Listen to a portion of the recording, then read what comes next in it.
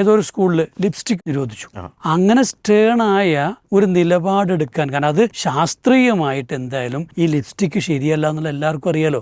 ഇതിട്ടിട്ട് അത് വായിൻ്റെ ഉള്ളിൽ കൂടെ അങ്ങനെ വയറ്റിലേക്ക് പോയിട്ട് എന്ത് ഗുണം ഉണ്ട്.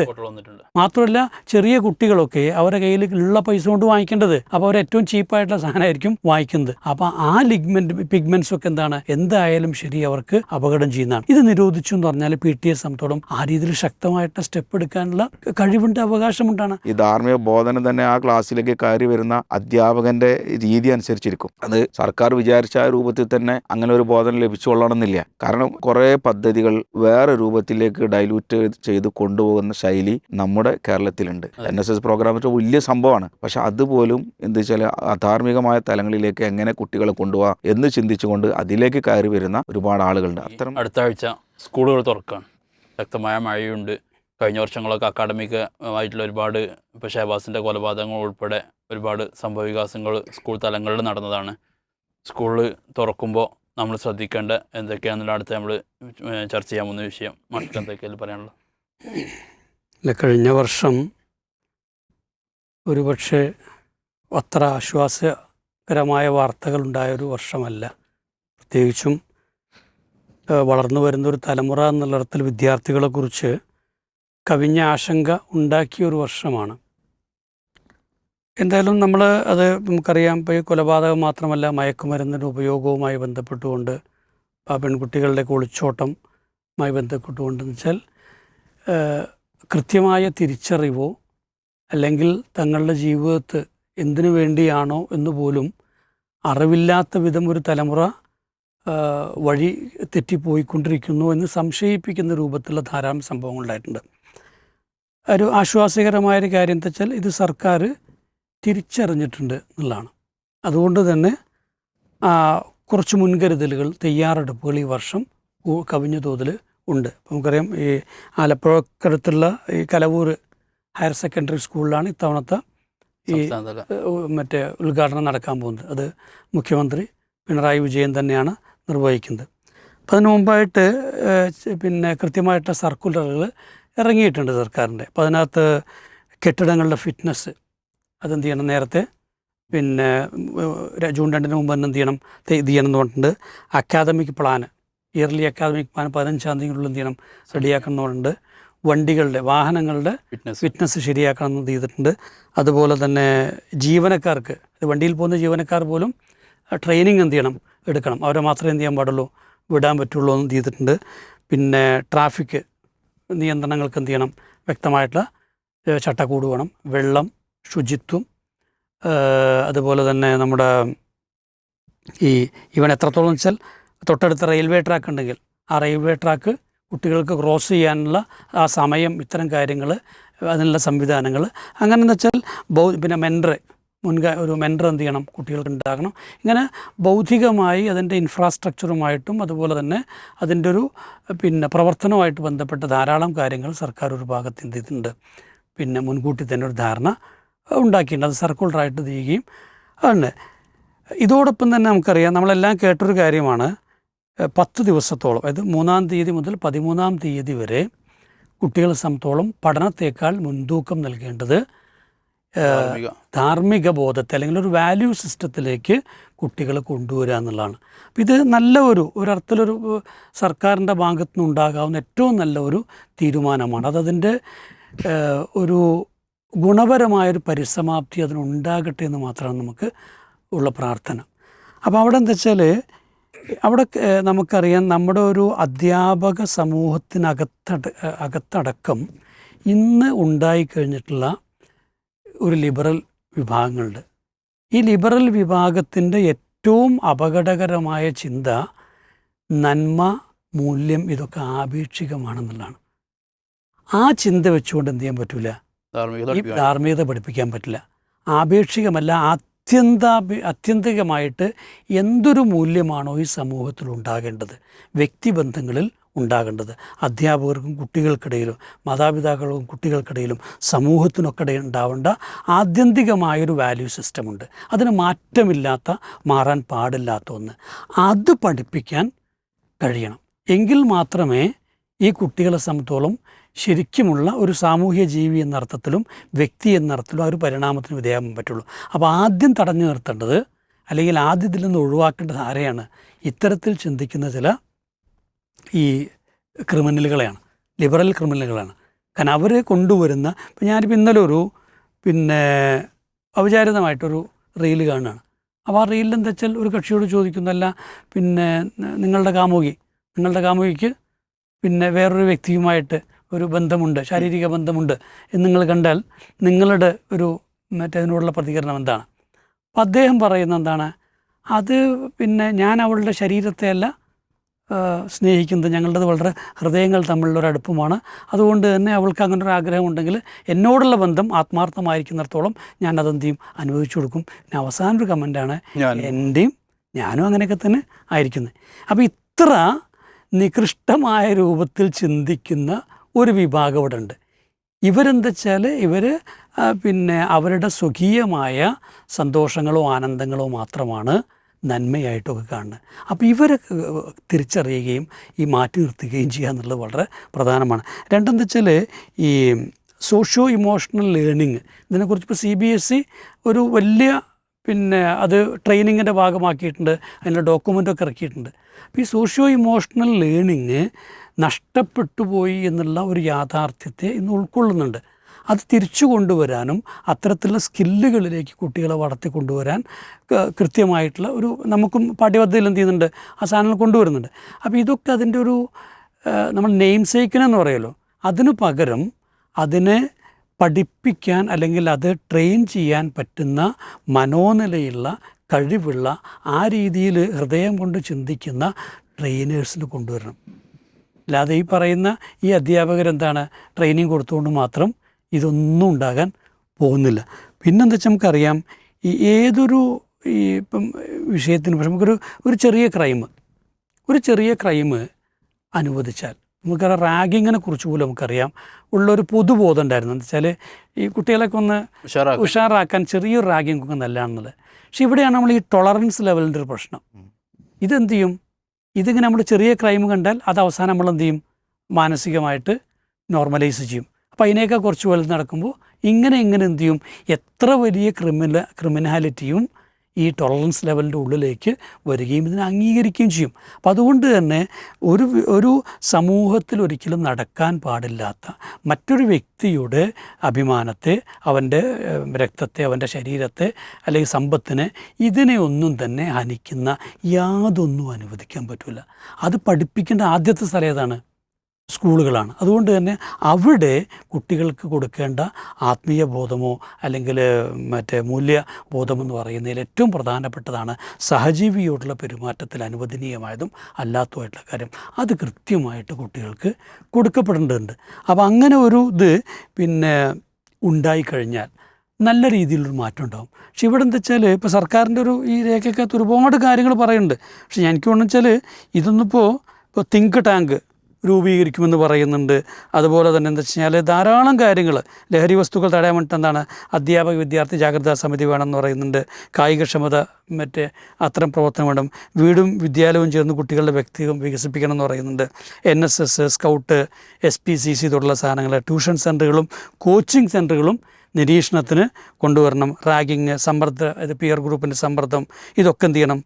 അങ്ങനെ ധാരാളം കാര്യങ്ങൾ ഉണ്ട്. അപ്പോൾ ഇവിടെ എന്താ വെച്ചാൽ നമ്മൾ ഒപ്പം കാണേണ്ട ഒരു കാര്യം, ഇതൊക്കെ സർക്കാർ ചെയ്തുകൊള്ളും എന്ന് മാതാപിതാക്കൾ കരുതുകയാണെങ്കിൽ അതാണ് സംഭവിക്കാനുള്ള ഏറ്റവും വലിയ അപകടം. കൃത്യമായിട്ടും എല്ലാ സ്കൂളുകളിലും ശക്തമായിട്ടുള്ള PTA ഉണ്ടാകണം. ഇപ്പോൾ ഞാനിപ്പോൾ അടുത്ത് ഒരു മാസത്തിൻ്റെ ഉള്ളിലാണ് ഒരു വാർത്ത വായിച്ചു, ഏതോ ഒരു സ്കൂളിൽ ലിപ്സ്റ്റിക് എന്ത് ചെയ്തു, നിരോധിച്ചു. ഞാൻ മനസ്സിലായി അത് അങ്ങനെ സ്റ്റേണായ ഒരു നിലപാടെടുക്കാൻ, കാരണം അത് ശാസ്ത്രീയമായിട്ട് എന്തായാലും ഈ ലിപ്സ്റ്റിക്ക് ശരിയല്ല എന്നുള്ള എല്ലാവർക്കും അറിയാലോ. ഇതിട്ടിട്ട് അത് അതിൻ്റെ ഉള്ളിൽ കൂടെ അങ്ങനെ വയറ്റിലേക്ക് പോയിട്ട് എന്ത് ഗുണം വരെ കണ്ടന്റ് ഉണ്ട് ഉണ്ട്. ഫോട്ടോകൾ വന്നിട്ടുണ്ട്. മാത്രമല്ല ചെറിയ കുട്ടികളൊക്കെ അവരുടെ കയ്യിൽ ഉള്ള പൈസ കൊണ്ട് വാങ്ങിക്കേണ്ടത്, അപ്പോൾ അവർ ഏറ്റവും ചീപ്പായിട്ടുള്ള സാധനമായിരിക്കും വാങ്ങിക്കുന്നത്. അപ്പോൾ ആ പിഗ്മെൻറ്റ്സൊക്കെ എന്താണ്, എന്തായാലും ശരി അവർക്ക് അപകടം ചെയ്യുന്നതാണ്. ഇത് നിരോധിച്ചു എന്ന് പറഞ്ഞാൽ PTA സംബന്ധിച്ചോളം ആ രീതിയിൽ ശക്തമായിട്ട് സ്റ്റെപ്പ് എടുക്കാനുള്ള കഴിവുണ്ട്, അവകാശമുണ്ടാണ്. ആ നിലയ്ക്ക് PTA ശക്തമാകണം. മാതാപിതാക്കൾ അറിയേണ്ട കുറച്ച് കാര്യങ്ങളുണ്ട്. നമ്മളൊക്കെ കാലത്ത് തന്നെ നമുക്കറിയാം, നമ്മളൊക്കെ ടൈം ടേബിളിന് പൈസ വാങ്ങിച്ചിരുന്നു അല്ലേ. പക്ഷെ അന്ന് ടൈം ടേബിളിന് പൈസ വാങ്ങിച്ചാൽ വലിയ കുഴപ്പമൊന്നുമില്ല. ഒരു കടലമിഠായിയോ അല്ലെങ്കിൽ ലോസഞ്ചറോ ഇതൊക്കെ വാങ്ങിക്കാൻ വേണ്ടിയാണ് ചെയ്യുന്നത്, വാപ്പാരെ പറ്റിച്ചിരുന്നത് നമ്മൾ. പക്ഷെ ഇന്ന് എന്താണ്, ഇന്ന് അങ്ങനെ പണം കുട്ടികൾ തട്ടിയെടുക്കുന്നുണ്ടെങ്കിൽ അത് കാരണം ഇത്തരം ആവശ്യങ്ങളൊക്കെ അവരല്ലാത്തന്നെ എന്ത് ചെയ്യും, ഓർക്ക് കിട്ടുന്നുണ്ട്. പിന്നെ എന്തിനു വേണ്ടിയാകും, ഏതെങ്കിലും തരത്തിലുള്ള അപകടകരമായ വസ്തുക്കൾക്ക് വേണ്ടിയാകാരം. അപ്പോൾ മാതാപിതാക്കൾ എന്താ വെച്ചാൽ എപ്പോഴും ഒരു ഹോട്ട് ലൈൻ ബന്ധം സ്കൂളുമായിട്ടും അധ്യാപകരുമായിട്ടും വേണം. ഇത്തരം എന്തെങ്കിലുമൊക്കെ ആവശ്യങ്ങൾ വന്നു കഴിഞ്ഞാൽ അത് അന്വേഷിക്കുകയും ഉള്ളതാണോ ഇല്ലാത്തതാണോ എന്ന് ഉറപ്പുവരുത്തണം. ടൂറൊക്കെ പോകുമ്പോൾ പലപ്പോഴും എന്താ വെച്ചാൽ പല രീതിയിലുള്ള നിയന്ത്രണങ്ങളും നഷ്ടപ്പെടാറുണ്ട്. നമുക്കറിയാം, പണ്ട് തൃശ്ശൂർ അപകടം ഉണ്ടായപ്പോൾ എന്ത് ചെയ്തു, വണ്ടികളിൽ നിന്നൊക്കെ ലൈറ്റും മ്യൂസിക് സിസ്റ്റമൊക്കെ എടുത്ത് വെപ്പിച്ചു. പക്ഷെ പിന്നെ എന്താ സംഭവിച്ച്, വളരെ പെട്ടെന്ന് തന്നെ ഇതൊക്കെ തിരിച്ചു വന്നു. ഇപ്പോൾ നമുക്ക് കാണാം അതൊക്കെ പഴയതുപോലെ തുടരുന്നു. ഇനിയൊരു അപകടം ഉണ്ടായാലോ വണ്ടിക്കാരുടെ കുഴപ്പമാണെന്നൊക്കെ പറയാം. യഥാർത്ഥത്തിൽ സർക്കാരിൻ്റെ ഡിപ്പാർട്ട്മെൻ്റ് ഉണ്ടല്ലോ, ആ ഡിപ്പാർട്ട്മെൻറ്റിൻ്റെ കണ്ണിൻ്റെ മുന്നിൽ കൂടെ തന്നെ അതൊക്കെ എന്ത് ചെയ്യുന്നത് പോകുന്നത്. അപ്പോൾ അത്തരത്തിലുള്ള ചില കാര്യങ്ങൾ ഒരു വിദ്യാർത്ഥികൾ പോകുന്ന ടൂറെന്നോ അല്ലെങ്കിൽ അവരുടെ സ്റ്റഡി ട്രിപ്പെന്നോ എന്തോ ആയിക്കോട്ടെ, അതിൻ്റെ പർപ്പസ് ഓറിയൻറ്റഡ് ആയിട്ടത് പോകുന്നെന്ന് ഉറപ്പ് വരുത്തുന്നൊരു ഇതുണ്ടാകണം. ഇതിലും മാതാപിതാക്കൾക്ക് ഒരുപാട് കാര്യങ്ങൾ ചെയ്യാൻ പറ്റും. പിന്നെ ഈ നമ്മുടെ ഇപ്പോൾ കുറച്ച് ട്രെയിനിങ്ങിൻ്റെ റീലുകളൊക്കെ നമ്മൾ കണ്ടിരുന്നു. സർക്കാരിനെ പറഞ്ഞിട്ടുണ്ട് ഇത് റീലുണ്ടാക്കാൻ വേണ്ടി ഉള്ളതല്ല നല്ലൊരു. അപ്പം മനസ്സിലായി എങ്ങോട്ടാണ് ഈ അധ്യാപകർ പോകുന്നത്. അപ്പോൾ നമുക്കറിയാം ഒരു ട്രെയിനിങ്ങിൽ, ഇപ്പോൾ കോർപ്പറേറ്റ് ട്രെയിനിങ്ങുകളിലൊക്കെ ഈ വലിയ സാഹസികമായ കാര്യങ്ങളൊക്കെ ചെയ്യിപ്പിക്കും. ഇതിപ്പോൾ തീൻ്റെ മുകളിൽ കൂടെ എന്ത് ചെയ്യുക, ചാടിക്കുക, നടത്തിപ്പിക്കുക. ഇതൊക്കെ എന്തിനാണ്, ഇത് ആ ഒരു ഡെയറിങ് ആറ്റിറ്റ്യൂഡ് ഉണ്ടാക്കാനും അവരുടെ പൊട്ടൻഷ്യൽ പുറത്തെടുക്കാൻ വേണ്ടിയിട്ടാണ്. ഇപ്പോൾ ഈ ടീച്ചേഴ്സ് പലപ്പോഴും ഇരിക്കപ്പെട്ടമായിട്ടുള്ള ടീച്ചേഴ്സൊക്കെ ഉണ്ടാവും. ഇവരെയൊക്കെ ഒന്ന് ആക്റ്റീവ് ആക്കാൻ വേണ്ടി ചില ട്രെയിനിങ് സെഷനിലൊക്കെ കുറച്ച് കാര്യങ്ങളൊക്കെ എന്ത് ചെയ്യും. അതൊക്കെ വേണ്ടത് തന്നെയാണ്. പക്ഷെ അത് ഒരു തരത്തിലുള്ള ഈ പരസ്പര ബന്ധത്തിൻ്റെ ശൈഥില്യത്തിലേക്ക്, മൂല്യച്യുതിയിലേക്ക് പോകുന്ന അവസ്ഥ ഉണ്ടായിക്കഴിഞ്ഞാൽ, അത്തരത്തിലുള്ള കാര്യങ്ങൾ സ്കൂളുകളുടെ ഒരു അന്തരീക്ഷത്തിലേക്ക് വരാനിടയായി കഴിഞ്ഞാൽ ഈ പറഞ്ഞ കാര്യങ്ങളൊക്കെ എന്ത് ചെയ്യും, ഇല്ലാതെയാവുകയും പകരം വയ്ക്കപ്പെടുന്നത് നേരത്തെ പറഞ്ഞതിൻ്റെ ഇരട്ടി മൂല്യരഹിതമായിട്ടുള്ളൊരു വ്യവസ്ഥയാക്കണം. അപ്പോൾ എന്തായാലും ശരി, നമുക്ക് ഈ കുട്ടികൾക്കിടയിൽ നിന്നാണ് ഏറ്റവും നല്ല ജാഗ്രതാ സമിതികൾ ഉണ്ടാവേണ്ടത്. അപ്പം നോക്കൂ, നമുക്കറിയാം ഇപ്പോൾ നമ്മുടെ കുട്ടികളിൽ നിന്ന് ഫുൾ A+ വാങ്ങിക്കുന്ന കുട്ടികളുണ്ട്. അവർ മെഡിസിനും എൻജിനീയറിങ്ങിലും അല്ലെങ്കിൽ IITയും ഒക്കെ ക്വാളിഫൈ ചെയ്യപ്പെടുന്നുണ്ട്. ആ കുട്ടികളൊന്നും ഒരിക്കലും ഇത്തരത്തിലുള്ള ഒരു ലോകത്തേക്ക് പോകണമെന്ന് ആഗ്രഹിക്കുന്നവരല്ല. അപ്പോൾ അവരുടെ മനസ്സിലൊക്കെ ദൃഢനിശ്ചയമുണ്ട്, ലക്ഷ്യബോധമുണ്ട്. അങ്ങനത്തെ കുട്ടികളെ സ്കൂളുകളിൽ നിന്ന് കണ്ടെത്തിയിട്ട് അവരുടെ മുൻകൈയിൽ അല്ലെങ്കിൽ അത്ര കുട്ടികളെ മുന്നിൽ നിർത്തിക്കൊണ്ടുള്ള ജാഗ്രതാ സമിതികൾ ഉണ്ടാകുകയും അവർ തന്നെ തങ്ങളുടെ പിയർ ഗ്രൂപ്പിനെ എഡ്യൂക്കേറ്റ് ചെയ്യുന്ന, ട്രെയിൻ ചെയ്യുന്ന, ഒപ്പം അത്യാവശ്യമാണെങ്കിൽ അധ്യാപകർക്ക് വിവരങ്ങൾ കൈമാറുന്ന, അവർക്ക് സംരക്ഷണം കൂടെ എന്ത് ചെയ്യണം, കിട്ടണം. ആ രീതിയിലുള്ള ഒരു സാമൂഹ്യ സംവിധാനം എല്ലാ സ്കൂളുകളിലും വളർന്നു വരികയും അധ്യാപകരും ഈ മാതാപിതാക്കളും അതുപോലെ തന്നെ മാനേജ്മെൻ്റ് ഉണ്ടെങ്കിൽ മാനേജ്മെൻറ്റും വിദ്യാർത്ഥികളും ഒക്കെ ചേർന്നുകൊണ്ടുള്ള ഒരു അതിശക്തമായ ഒരു ബന്ധം ഉണ്ടാവുകയാണെങ്കിൽ അതിനകത്ത് എന്തായാലും പരിഹരിക്കപ്പെടാവുന്ന പ്രശ്നങ്ങളെ ഇപ്പോഴുള്ളൂ. അതിനകത്ത് പരിഹരിക്കാതെ പോകുന്നതാകട്ടെ നമുക്ക് കണ്ടെത്താൻ പറ്റും. അവിടെ മറ്റേ കൗൺസിലിംഗ് ആണെങ്കിലും അല്ലെങ്കിൽ മെൻറ്റർഷിപ്പ് ആണെങ്കിലും മറ്റു രീതിയിലൊക്കെ അത്തരം കുട്ടികളെ തിരിച്ചു കൊണ്ടുവരാൻ വേണ്ട സംവിധാനങ്ങൾ ഉണ്ടാകണം. ഇങ്ങനെയാണെങ്കിൽ തീർച്ചയായിട്ടും നമ്മൾക്ക് പ്രതീക്ഷിക്കാവുന്ന സർക്കാർ തുടങ്ങി വെച്ച ഈ ഒരു ഇനീഷ്യേറ്റീവ് അതിൻ്റെ എല്ലാ നന്മകളോടെയും പുലരട്ടെ എന്നാണ് നമുക്ക് പറയാനുള്ളത്. അതൊരു പക്ഷേ സർക്കാരിൻ്റെ ഈ ഒരു ചരിത്രത്തിൽ അവരുടെ ഒരു പലതും കൊട്ടിഘോഷിക്കുന്നുണ്ടല്ലോ, അതിനേക്കാളൊക്കെ ഒരു പക്ഷേ കൊട്ടിഘോഷിക്കാവുന്ന ഏറ്റവും വലിയ വിജയമായി തീർക്കാൻ പറ്റുന്ന ഒരു കാര്യമാണ്. അതിൻ്റെ ഒരു ആത്മാർത്ഥതയോടെ സർക്കാർ ചെയ്യട്ടെ. എനിക്ക് പക്ഷേ അതിൻ്റെ ഒരു ആശങ്ക കൂടെ പറയുകയാണ്. എന്താ വെച്ചാൽ നമുക്കറിയാം അവിടെ ലഹരി പിടുത്തം തുടങ്ങിയിരുന്നു, ഭയങ്കര കേസുകളൊക്കെ വന്നു. പക്ഷെ പിന്നെ സംഭവിച്ചെന്താ വെച്ചാൽ 2-3 സെലിബ്രിറ്റികളെ പിന്നാലെ കൂടി അവരെ പിടിച്ചു കഴിഞ്ഞിട്ട് പിന്നെ നമ്മൾ എന്ത് കേൾക്കുന്നില്ല അല്ലാണ്ട് ഈ സിന്തറ്റിക് ഡ്രഗ്സിൻ്റെ പിടുത്തൊന്നും വല്ലാതെ കേൾക്കുന്നില്ല. വീണ്ടും കഞ്ചാവിൻ്റെ കെട്ടൊക്കെ മാത്രമാണ് പിടിക്കുന്നത്. അപ്പോൾ ഇതിപ്പോൾ പെട്ടെന്ന് അപ്രത്യക്ഷമായി എന്ന് പറയാൻ നമുക്ക് പറ്റില്ല. മറിച്ച് എന്തോ എവിടെയോ ഒരു ജാഗ്രതയുടെ കുറവോ അല്ലെങ്കിൽ ശക്തമായ ഒരു ഇടപെടലിൻ്റെ കുറവോ ഉണ്ടോ എന്ന് സംശയിക്കേണ്ട ഒരു അവസ്ഥ വരുന്നുണ്ട്. അതൊരിക്കലും കൈമോശം വരാൻ പാടില്ലാത്ത ഒരു ജാഗ്രതയാണെന്ന് കൂടി ഓർമ്മിപ്പിക്കണം. അത് മാഷ് പറഞ്ഞാൽ തന്നെ ഇപ്പോൾ ഒരു സ്ഥാപനത്തിൽ ഒരു 1000 കുട്ടികളുണ്ടെങ്കിൽ അവർ 10 കുട്ടികളെ വലിയ തിന്മയിൽ പെട്ടുപോയിട്ടുണ്ടാവുള്ളൂ. പക്ഷേ 990 കുട്ടികൾ നല്ല കുട്ടികളുണ്ട്. ഈ നല്ല കുട്ടികളെ ഇതിനെതിരെ നമ്മളവരെ മാൻ പവർ ഉപയോഗിക്കുകയാണെങ്കിൽ സ്വാഭാവികമായിട്ട് എന്ത് ചെയ്യും, ഈ ജാഗ്രതാ സമിതികളൊക്കെ സജീവമായി പോകും. പക്ഷേ ഭൂരിപക്ഷം കുട്ടികൾ എന്ത് ചെയ്യാണ്, നിർജ്ജീവമായിട്ട് ഇതിനെതിരൊന്നും ചെയ്യാതെ നിൽക്കുമ്പോഴാണ് ഈ പ്രശ്നങ്ങളൊക്കെ വരുന്നത്. ഇപ്പോൾ സ്കൂൾ തുറക്കുമ്പോൾ എന്നാണ് നമ്മുടെ വിഷയം. യഥാർത്ഥത്തിൽ സ്കൂൾ തുറക്കുമ്പോൾ മാതാപിതാക്കൾക്കും ഒരുപാട് കാര്യം ചെയ്യാനുണ്ട്.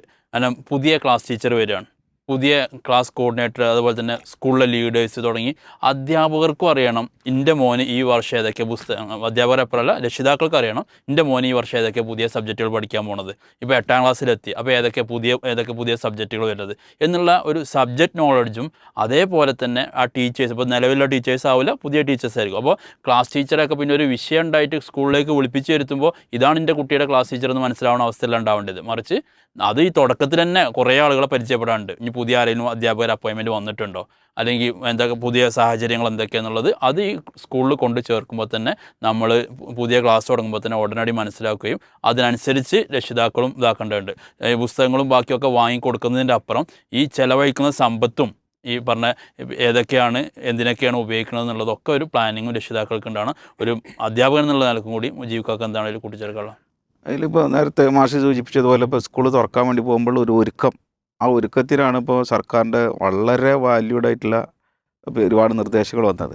അതിൽ പിന്നെ പ്രധാനമായിട്ട് പറഞ്ഞത് ഇപ്പോൾ സ്കൂളിൻ്റെ പരിസരം പ്രത്യേകം പറയുന്നുണ്ട്. അതിൻ്റെ ശുചീകരണവും കാര്യങ്ങളൊക്കെ എത്രത്തോളം ചില ഒരു മാളുണ്ടെങ്കിൽ, ഒരു പൊത്തുണ്ടെങ്കിൽ അതുപോലും കണ്ടെത്തിയിട്ട് അത് ഒഴിവാക്കണം എന്നൊക്കെ നിർദ്ദേശങ്ങളുണ്ട്.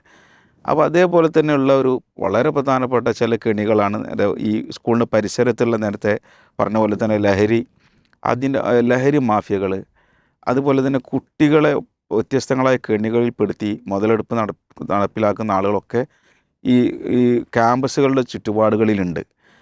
ഇതിനെ കണ്ടെത്തുന്നതിൽ പൊതുവെ നമ്മളെ ഭരണകൂടവും സമൂഹവും എല്ലാം പരാജിതരാണ്. ഇപ്പോൾ രക്ഷിതാക്കളടക്കം അവരൊക്കെ ശ്രദ്ധിക്കേണ്ട ഒരു കാര്യമാണ്, കുട്ടി എങ്ങോട്ട് പോകണം, എവിടുന്ന് വരുന്നു, ഇതൊക്കെ. അപ്പോൾ ഈ നിലക്കുള്ള ഒരു അവബോധം സമൂഹത്തിന് മൊത്തത്തിൽ ഉണ്ടാവണം. രണ്ടാമത് വെച്ചാൽ ഇപ്പോൾ ഇയർ പ്ലാൻ ഉണ്ട് നമുക്ക്. ഇപ്പോൾ പിന്നെ അക്കാഡമി തലങ്ങളിൽ അതിൻ്റെ സിലബസും കാര്യങ്ങളൊക്കെ കൃത്യമായ ഒരു ഇയർ പ്ലാൻ തയ്യാറാക്കിയിട്ടാണ് സർക്കാർ നൽകിയിട്ടുള്ളത്. അതോടൊപ്പം ഈ എക്സ്ട്രാ കരിക്കുലം ആക്ടിവിറ്റീസിൽ അത് എന്താണെന്നുള്ളത് സമൂഹം അറിയാത്ത ഒരുപാട് സംഗതികൾ ക്യാമ്പസുകളിൽ നടക്കുന്നത് യഥാർത്ഥത്തിൽ ശ്രദ്ധിക്കേണ്ട ഒരു കാര്യമാണ്. ഇപ്പോൾ ഉദാഹരണം പറഞ്ഞാൽ ചില ഒരു എക്സ്ട്രാ ആഘോഷങ്ങൾ വരുന്നുണ്ട്. ഈ ആഘോഷങ്ങൾ വരുമ്പോൾ ആ ക്യാമ്പസിൽ എന്ത് നടക്കണം എന്നതിനെക്കുറിച്ച് അവിടുത്തെ സമൂഹം, രക്ഷിതാക്കളും ബോധവാന്മാരാകണം. അതിപ്പോൾ ഒരു പിന്നെ വ്യത്യസ്തങ്ങളായ ആഘോഷങ്ങൾ നമുക്കറിയാലോ, വ്യത്യസ്തങ്ങളായ ഇപ്പോൾ യൂത്ത് ഫെസ്റ്റിവലടക്കം. അപ്പോൾ അവിടെ എന്ത് നടക്കണമെന്നതിനെക്കുറിച്ചുള്ള ഒരു വിവരം രക്ഷിതാക്കൾക്ക് അറിയണം. അല്ലെങ്കിൽ ഉണ്ടാകുന്ന പ്രശ്നം ഇപ്പോൾ ഓണത്തോടനുബന്ധിച്ച്, ക്രിസ്മസിനോടനുബന്ധിച്ചൊക്കെ കുട്ടികൾ കാട്ടിക്കൂട്ടുന്ന ഒരുപാട് പോക്കിരുത്തങ്ങളും ഒരുപാട് കോപ്രായങ്ങളുണ്ട്. അത് സമൂഹത്തിന് വലിയ ദോഷം ചെയ്യുന്നുണ്ട്. അതുപോലെ തന്നെ അങ്ങാടികളിൽ ഉണ്ടാകുന്ന പ്രശ്നങ്ങളൊക്കെ, ഇതൊക്കെ വ്യവസ്ഥാപിതമായി ഈ എയർ പ്ലാൻ തയ്യാറാക്കുന്നത് പോലെ എന്ത് സംഭവിക്കണം എന്നതിനെക്കുറിച്ച് മുൻകൂട്ടി അവിടെയുള്ള സമൂഹവും രക്ഷിതാക്കളും അധ്യാപകരും എല്ലാവരും കൂടി ഒന്ന് തീരുമാനിച്ച് പ്ലാൻ ചെയ്താൽ വളരെ നിഷ്പ്രയാസം കൈകാര്യം ചെയ്യാവുന്ന വിഷയങ്ങളാണ്. പിന്നെ നമ്മൾ തുടങ്ങി വെച്ച ഉടനെ 1-2 ആഴ്ചകളിലുള്ള ഒരു ധാർമ്മിക ബോധനം പറഞ്ഞു. ഈ ധാർമ്മിക ബോധനം തന്നെ ആ ക്ലാസ്സിലേക്ക് കയറി വരുന്ന അധ്യാപകൻ്റെ രീതി അനുസരിച്ചിരിക്കും. അത് സർക്കാർ വിചാരിച്ച ആ രൂപത്തിൽ തന്നെ അങ്ങനെ ഒരു ബോധനം ലഭിച്ചുകൊള്ളണമെന്നില്ല. കാരണം ഇങ്ങനെയുള്ള കുറേ പദ്ധതികൾ വേറെ രൂപത്തിലേക്ക് ഡൈല്യൂട്ട് ചെയ്ത് കൊണ്ടുപോകുന്ന ശൈലി നമ്മുടെ കേരളത്തിലുണ്ട്. അതിലാണ് NSS പ്രോഗ്രാം വലിയ സംഭവമാണ്. പക്ഷെ അതുപോലും എന്താ വെച്ചാൽ അധാർമികമായ തലങ്ങളിലേക്ക് എങ്ങനെ കുട്ടികളെ കൊണ്ടുപോകാം എന്ന് ചിന്തിച്ചുകൊണ്ട് അതിലേക്ക് കയറി വരുന്ന ഒരുപാട് ആളുകളുണ്ട്. അത്തരം ശ്രദ്ധയും ജാഗ്രതയും ഈ സമയത്ത് ഉണ്ടാകണം എന്ന് മാത്രമാണ്. യഥാർത്ഥത്തിൽ ഈ രാത്രികാല ആഘോഷങ്ങളെ ശരിക്കും 5 മണിക്ക് ശേഷമൊക്കെ അവനവൻ്റെ ക്യാമ്പസിലോ സ്കൂളിലുള്ള പരിപാടി ഉണ്ടായി കഴിഞ്ഞാൽ അതിലൊരുപാട് പ്രശ്നങ്ങളുണ്ട്. അതിപ്പോൾ ഇനി ഇഫ്താറാണെങ്കിൽ പോലും ഇഫ്താറാണ് പറഞ്ഞിട്ട് രാത്രി കുറേ വൈകിട്ടും ബാക്കിയും പോവുക, അത് ഇഫ്താറല്ലെന്ന് പറഞ്ഞിട്ട് അത് ശരിയായ നിലപാടല്ല. പല ഫെസ്റ്റിവലുകളും രാത്രികൾക്ക് മറപിടിച്ചുകൊണ്ട് പോകുന്നുണ്ട്. കാരണം ഇരുട്ടത്തി കുട്ടികൾ പകൽ മാത്രം കാണുന്ന കുട്ടികൾ പിന്നെ വന്നു കഴിഞ്ഞാൽ അത് നമുക്ക് തടുത്താൻ നിൽക്കണം എന്നില്ല. സ്വാഭാവികമായിട്ട് 5 മണി വരെയൊക്കെ എന്ത് ചെയ്യാൻ പാടുള്ളൂ, സ്കൂളുകളിലാണെങ്കിലും ക്യാമ്പസുകളിലാണെങ്കിലും ഒക്കെ ഏത് ആഘോഷ പരിപാടികളാണെങ്കിലും പാടുള്ളൂ എന്നുള്ളത് തന്നെയാണ് അതിൻ്റെ ഒരു വഴിയുള്ളത്. അല്ല, അതിലെന്താ വെച്ചാൽ നമ്മുടെ ഈ പ്രിയപ്പെട്ട വിദ്യാർത്ഥി നേതാക്കളോട് സ്പോട്ട് ലൈറ്റിന് പറയാനുള്ള ഒരു വലിയ കാര്യമുണ്ട്. പലപ്പോഴും എന്താ വെച്ചാൽ കുട്ടികൾക്ക് വേണ്ടി നിലകൊള്ളുന്നവരാണ് അവരതുകൊണ്ട് തന്നെ ആ വിദ്യാർത്ഥികളുടെ ഒരു താല്പര്യത്തെ കൂടെ പരിഗണിച്ചുകൊണ്ടാണ് പലപ്പോഴും കാര്യങ്ങളൊക്കെ ചെയ്യാറുള്ളത്. ആ ഒരൊറ്റ കാരണം കൊണ്ട് തന്നെ ഇന്ന് ഒരു ആനുവൽ ഡേ ആണെങ്കിലും അതല്ലെങ്കിൽ ഇപ്പോൾ ഒരു വിജയാഘോഷം, പാർട്ടി വിജയിച്ചൊരാഘോഷമൊക്കെ അതിര് കവിഞ്ഞ രൂപത്തിലുള്ള ആഘോഷമായി മാറുന്നുണ്ട്. അതിനൊക്കെ DJ പാർട്ടികൾ വേണമെന്നുള്ള അർത്ഥത്തേക്ക് എത്തിയിരിക്കുകയാണ്. അത് എന്തായാലും ഈ ഇന്ന് നിലനിൽക്കുന്ന ഒരു വ്യവസ്ഥ ഇന്നത്തെ ഒരു അപകടത്തിൻ്റെ അവസ്ഥ മനസ്സിലാക്കിക്കൊണ്ട് ഈ രാഷ്ട്രീയ നേതാക്കൾ ഇത്തരം കാര്യങ്ങൾ ഞങ്ങൾ അവസാനിപ്പിക്കുകയാണെന്നൊരു തീരുമാനമെടുത്താൽ വിദ്യാർത്ഥി സംഘടനകൾ എടുക്കുന്ന ഈ ഘട്ടത്തിലെടുക്കുന്ന ഏറ്റവും നല്ല തീരുമാനമായിരിക്കും. കൂട്ടായിട്ട് ഒരു തീരുമാനമായി കഴിഞ്ഞാൽ എന്ത് ചെയ്യേണ്ട പരസ്പരം വിപ്ലവകരമായിട്ട് തീരുമാനമായിരിക്കും. അതിലൂടെ ഈ കുട്ടികളെ നമുക്ക് തിരിച്ചു കൊണ്ടുവരാൻ കഴിയും.